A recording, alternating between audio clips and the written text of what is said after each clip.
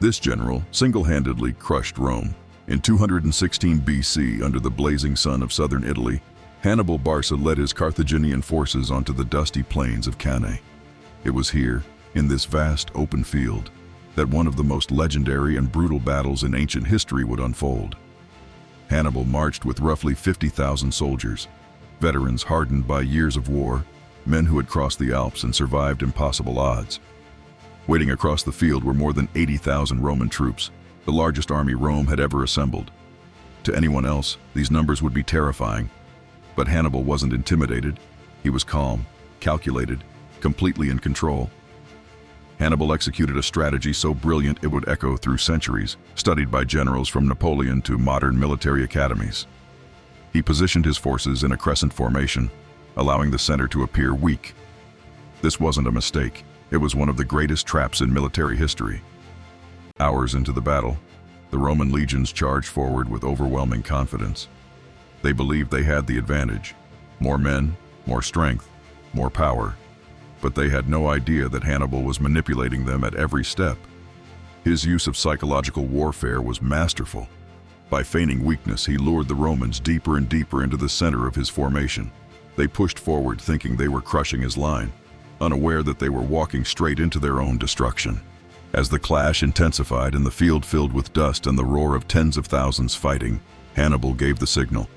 His Carthaginian troops, disciplined and perfectly trained, began the legendary double-envelopment, a move so rare and so difficult that it has only been successfully executed a handful of times in history. The wings of his army curved inward like a closing jaw. From both sides, Carthaginian infantry pushed forward.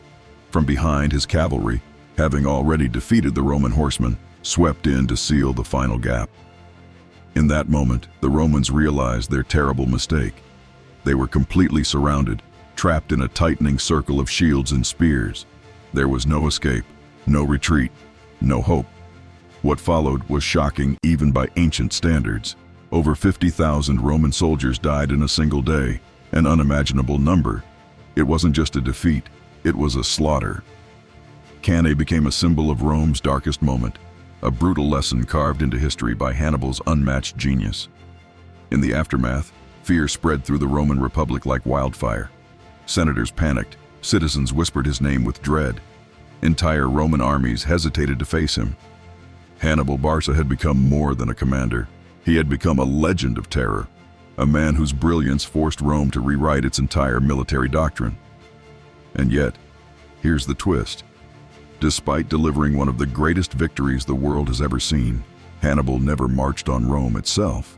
He could have changed the destiny of civilizations, but politics, lack of reinforcements, and broken alliances stopped him at the very edge of total triumph.